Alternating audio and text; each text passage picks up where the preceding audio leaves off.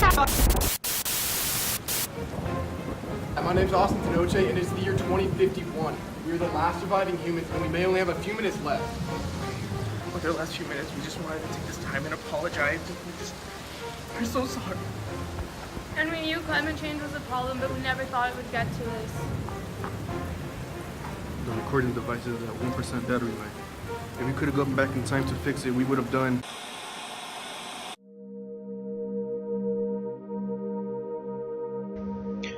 Before we lived lives of extreme excess.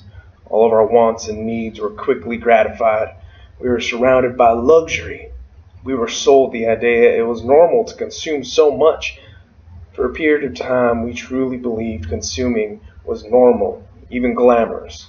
But really, it looked like this.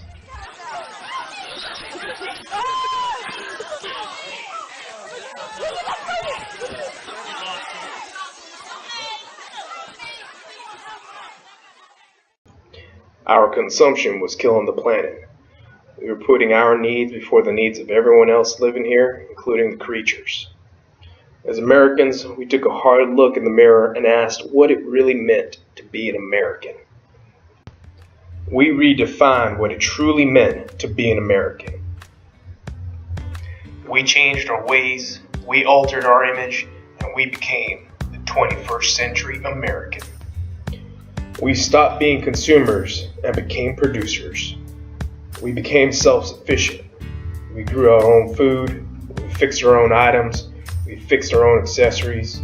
We learned the skills to care for ourselves, our friends, our family, and most importantly, our community. As 21st century Americans, we took pride that we needed no corporation to survive. We took pride that we derived our self-worth through skills and action. Instead, in the past, where we derived our self-worth from our needs, from what we wore and what we drove. Every young child is now raised with this idea in mind. I am an American, free-born and free-bred, where I acknowledge no man as my superior except for his own worth, or as my inferior except for his own demerit. Theodore Roosevelt.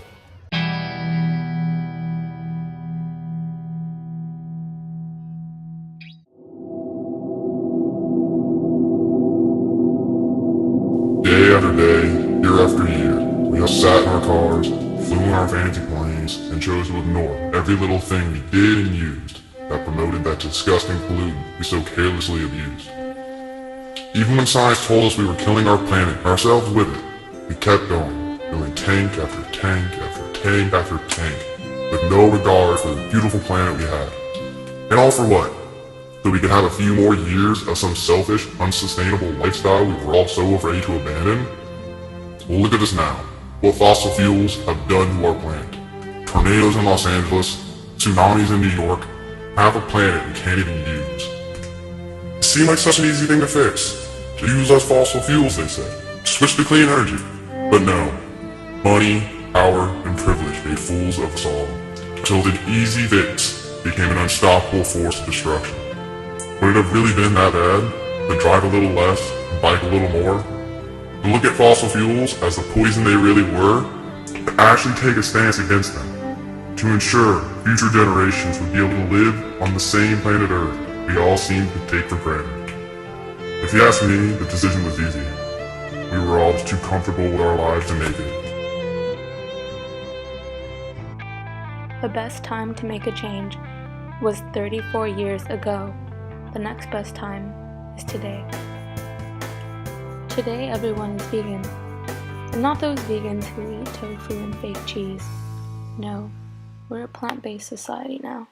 We found value in a plant-based diet because we knew it would improve our health and therefore reduce instances of cancer, diabetes, and all sorts of diseases related to meat, dairy, and processed food consumption. We lobbied our government organizations such as the USDA for a food pyramid that more accurately reflected a healthy diet. This no longer included meat, dairy, sugar, processed foods, and all that other junk. Don't get me wrong, this wasn't an easy transition. The government had to intervene because the average American wouldn't take it upon themselves to quit their McDonald's chicken nuggets and hot dog made with all the leftover intestines and feces from other animals. We had to get a new system of labels and regulation for processed food, preservatives, and we had to make it illegal to breed animals for consumption. We finally admitted how cruel and barbaric it was to manipulate an entire species, 3 entire species mainly, chickens, pigs, and cattle. Each of these are living beings who can feel pain and have some degree of intelligence.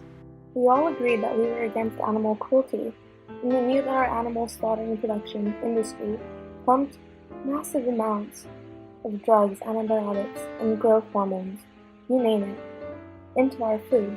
It was completely unhealthy. But people held on to this stubborn mentality that we should continue to eat meat just because that's how it simply always has been, as if we had some sort of tradition to keep. We stopped pretending that our food systems were sustainable. We all knew the whole meat and dairy thing wouldn't last long, because people were dying, animals were in pain, and we're having huge impacts on the environment. One last thing that was perhaps our most important shift is that we no longer rely on grocery stores. Our food travels no further than 20 miles before making it onto our tables. Farmers markets, community gardens, and food trucks are the new wave. I really like where this is going. We would have done something about the water we wasted on clothes. In the year 2051, we ran out of the available drinking water we had in cotton plantations to produce more cotton to make more clothes for the growing population. Believe it or not, but the clothes you wear is made out of water. Please, if you find this, and if there is a time machine available, go back to the year 2000 and replace the use of cotton with a new material that is eco-friendly and does not need water. A material that adapts to your skin and keeps you warm when it's cold and keeps you cool when it's hot. A material that does not need water to be cleaned.